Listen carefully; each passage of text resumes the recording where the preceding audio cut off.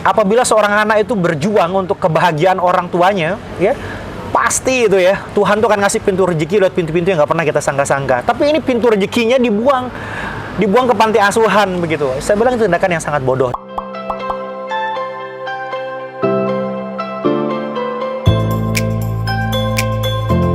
Artinya apa? Mau berhasil apa tidak, mau sesuai dengan harapan apa tidak, itu nggak ngaruh. Karena fungsinya impian itu adalah membuat kita tuh lebih semangat. Pada saat kita lagi down, kita menjadi bangkit seperti itu. Jadi dia hanya fungsinya membuat kita semangat, bukan menjadi tujuan hidup kita. Nah, kaitannya dengan impian adalah saya memposisikan impian itu bukan sebagai tujuan hidup, tapi lebih kepada sesuatu yang membuat saya lebih semangat di dalam menjalani hari. Ketika saya menghadapi suatu permasalahan begitu, membuat impian inilah yang menjadi trigger, menjadi pemicu, menjadi katalisator. Jadi apapun hasilnya itu urusan belakang. Jadi even itu kita nggak bisa mencapainya, Mas ya. Yang penting adalah impian itu membuat kita lebih termotivasi untuk bergerak, bertindak, melakukan kegiatan sehari-hari. Kita bicara tentang impian sebagai katalisator. Berikutnya jimat keduanya adalah ketakutan. Ketakutan itu kan satu sifat yang pasti dimiliki oleh setiap manusia. Dia memang satu hal yang pasti ada dalam diri setiap orang. Rasa takut itu ada. Nah, lalu kemudian bagaimana ketakutan bisa jadi jimat? Itu gimana ceritanya? Orang takut tapi malah jadi senjata untuk dia bergerak. Itu gimana ceritanya, Mas?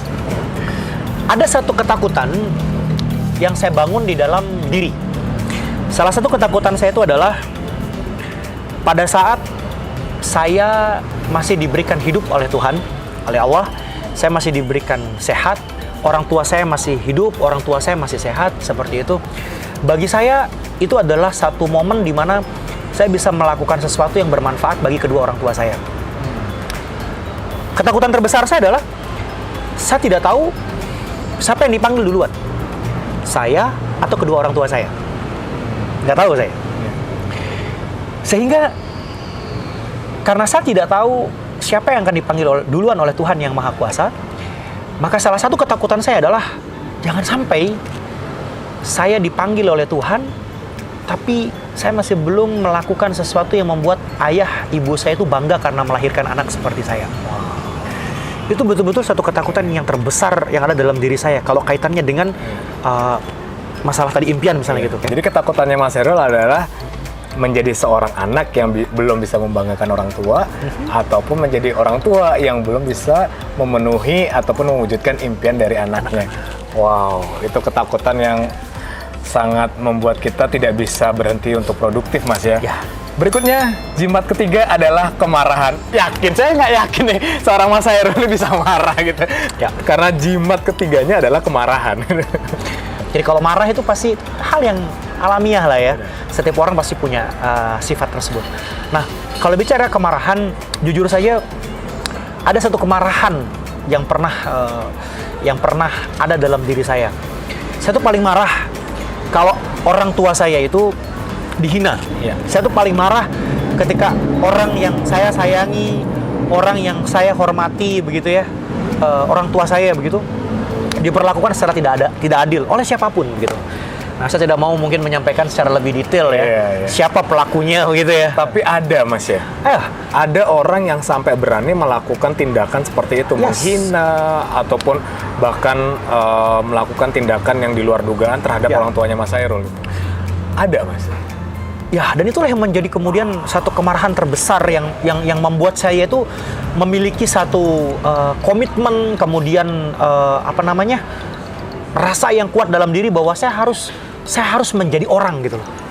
Karena saya merasa orang-orang yang menghina ayah ibu saya gitu ya, orang-orang yang menyakiti perasaan ayah ibu saya, dan notabene mereka ini bukan orang jauh ya, orang yang ada dalam orang dekat lah ya. Itu terjadi dimanapun sepertinya, Mas. Ya, orang-orang dekat yang membuat saya berpikir bahwa saya tidak bisa membalas perlakuan mereka mungkin dengan cara-cara yang bisa mengantarkan saya kepada perbuatan kriminal tentunya kan. ya waras juga lah saya untuk ketika marah Saya itu. pikir Mas Hairul akan melakukan sebuah tindakan karena di bidang kimia membuat racikan kimia untuk Sempat terpikir tapi itu kan kriminal ya.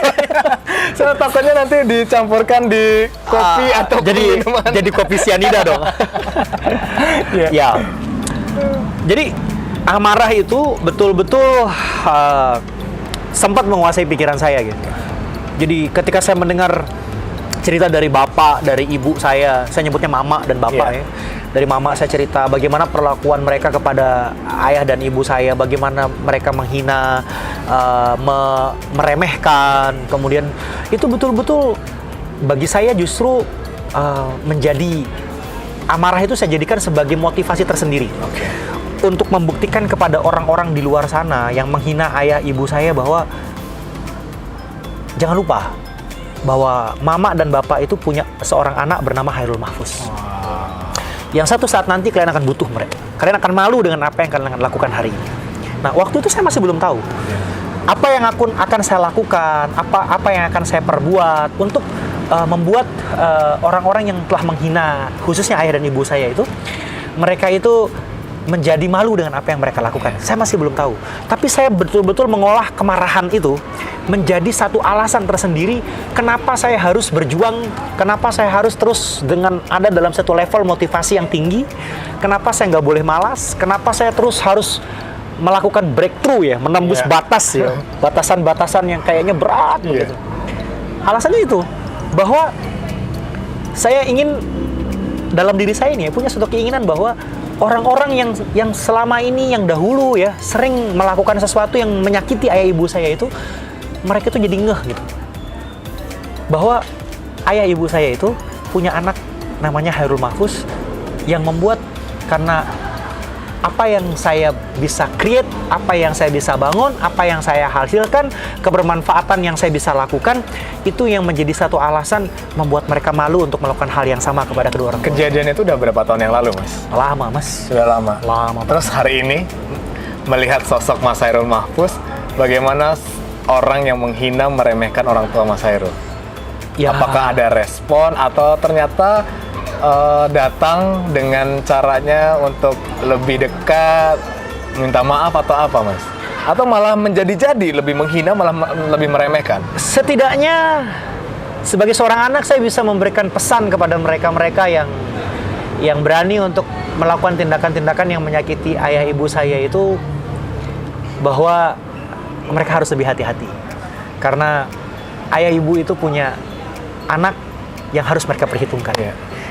Tapi menarik, Mas Hairul, bicara tentang orang tua yang sekarang lagi viral ini adalah ada ternyata nggak cuma satu anak, bahkan 3 anak itu menitipkan orang tuanya di salah satu panti jompo. Itu gimana tanggapan seorang Mas Hairul? Mohon maaf ya, kalau saya mungkin ingin mengatakan dengan tegas, itu adalah tindakan yang sangat bodoh. Wow. Yes. Kenapa? Karena orang tua itu adalah kunci sukses. Ya. Orang tua itu adalah, kalau dalam agama saya, keyakinan saya sebagai seorang muslim, orang tua itu kunci surga. Jadi anak yang ketika orang tuanya masih hidup, apalagi ibu ya, dia taruh di panti jompo, sama halnya dengan dia sudah membuang kunci suksesnya dunia wal akhirah. Dia membuang kunci surganya. Padahal dalam keyakinan saya bahwa ridhonya Tuhan itu, ridhonya Allah itu tergantung ridhonya orang tua. Iya. Artinya bahwa kalau seumpama orang tua diperlakukan seperti itu, maka pertanyaan sederhananya adalah bagaimana hidupnya akan berubah? Itu kan alasannya karena mereka tidak mampu secara ekonomi kan? Iya. Padahal apabila seorang anak itu berjuang untuk kebahagiaan orang tuanya, ya pasti itu ya, Tuhan tuh akan ngasih pintu rezeki lewat pintu-pintu yang nggak pernah kita sangka-sangka. Tapi ini pintu rezekinya dibuang ke panti asuhan begitu. Saya bilang itu tindakan yang sangat bodoh, dan ini nggak boleh ditiru ya oleh anak muda manapun di muka bumi ini. Sesusah apapun kalian lah, seberat apapun kehidupan yang sedang kalian jalani, bisa jadi kalian masih hidup sampai sekarang, kalian masih bisa sehat sampai sekarang itu karena ada orang tua yang sedang kalian urus. Dan kalau seumpama kalian di posisi yang terjepit ya, posisi yang betul-betul minus, posisi yang lagi down banget begitu ya, terus kalian pun harus bertanggung jawab kepada orang tua kalian. Ada orang tua yang sudah tua yang harus kalian jaga, kalian rawat begitu. Itu maksimalkan proses itu. Yakinlah, yakinlah perjuangan kalian merawat orang tua itu akan mengantarkan kalian kepada pintu-pintu sukses. Entah dari mana Tuhan pasti akan ngasih jalan itu untuk itu. Jadi hampir semua jalan kesuksesan Mas Hairul adalah dari doanya orang tua. Tidak ada satu usaha yang saya bangun, tidak ada satu usaha yang saya dirikan, tidak ada satu proses opening yang saya jalani dalam setiap bisnis itu sebelum, ya kecuali semuanya itu saya minta dulu doa restu dari ibu dan bapak saya. Wah, luar biasa sekali ini. Keren banget. Mas Hairul, dari kontraktor sampai akhirnya bisa memiliki jasa penyewaan private jet. Itu gimana ceritanya? Oke. Dengan kita berusaha untuk terus menjaga kebaikan-kebaikan itu, akhirnya apa? Akhirnya dalam proses kita menjalani kehidupan ini, karena Tuhan menitipkan rezekinya pada orang lain, seperti itu ya, ya alhamdulillahnya saya dipertemukan dengan orang-orang baik. Yang sampai akhirnya kami berkolaborasi dengan teman-teman yang baik ini ya, berkolaborasi, lahirlah satu holding company yang namanya Simusta Corporation. Simusta itu singkatan dari Sirotol Mustaqim, yang artinya kalau di bahasa Indonesia kan jalan yang lurus, korporasi jalan yang lurus. Jadi harapannya bisnis yang kita bangun tuh lurus-lurus aja, nggak yang aneh-aneh begitu. Dan teman-teman menjalaninya pun orang yang lurus-lurus aja. Orang-orang yang memegang integritas, mau memegang komitmennya. Dan yang perlu disadari nih buat anak-anak muda semuanya, kita ini bukan Superman. Ya. Jadi kalau kita ingin membangun bisnis yang ownernya jalan-jalan, bisnisnya jalan begitu ya, harus kolaborasi. Dan untuk bisa berkolaborasi dengan orang baik ya, kita harus jadi orang baik dulu dong. Benar. Nah, alhamdulillahnya saya di Simusta itu saya dipertemukan dengan orang-orang baik. Ada namanya Pak Anton, ada namanya Mas Hendra, seperti itu, yang mana hampir 90% dari beban membangun bisnis itu terselesaikan dengan kolaborasi itu. Oke, menarik sekali. Tadi kan saya buka dengan Indonesia masuk ke bonus demografi. Betul. Jadi ini adalah persiapan Mas ya, bahwa nanti kita itu bukan hanya bersaing pada diri kita sendiri, tapi kita harus bisa berkolaborasi antar teman-teman baik kita, partner-partner baik kita, sehingga kita bisa jalannya lebih baik lagi. Atau gimana Mas? Konklusinya apa gitu? Nah, artinya bahwa dalam kondisi bonus demografi seperti yang akan puncaknya di 2030, hal yang harus dibangun setelah membangun habit yang baik, yang nanti menjadi satu karakter yang baik, yang harapannya adalah itu semua bisa menjadi modal untuk mereka itu menumbuhkan leadership dalam dirinya. Ya, kepemimpinan yang baik itulah yang akan mengantarkan nanti mereka untuk bisa memimpin orang-orang yang baik juga. Sebagai kesimpulan dari apa yang saya sampaikan ini, bahwa situasi bonus demografi bagi anak-anak muda yang saat ini ada di bangku kuliah, ada dua hal yang akan menjadi kesimpulan dari sharing saya pada kesempatan ini adalah, yang pertama, kalau kalian masih tinggal sama orang tua kalian ya, biaya kuliah, biaya sekolah, biaya hidup itu masih minta dari orang tua kalian, saya ingin katakan bahwa jangan neko-neko lah hidup itu ya, kalau masih minta dari orang tua. Nah, kalau kalian neko-neko sama orang tua, intinya bahwa kalian sedang ada dalam fase telat untuk belajar menghadapi bagaimana kehidupan yang sebenarnya. Yang kedua adalah semakin kalian itu betul-betul tidak mau memikirkan orang tua dalam kondisi kalian masih muda kayak sekarang nih, itu sama halnya dengan kalian semakin jauh dari kunci sukses kalian. Yang menjadi poin penting bagi anak muda yang nonton diskusi saya dengan Mas Oman dari Dapat Media ini, bahwa kalian sebagai seorang anak muda, bagaimana bisa menggunakan waktu-waktu kalian sebagai anak muda untuk melakukan hal-hal yang produktif, hal-hal yang inovatif, hal-hal yang, kata kuncinya nih, hal-hal yang bermanfaat, baik bagi diri kalian, bagi orang tua kalian, keluarga, dan bagi orang-orang di sekeliling kalian.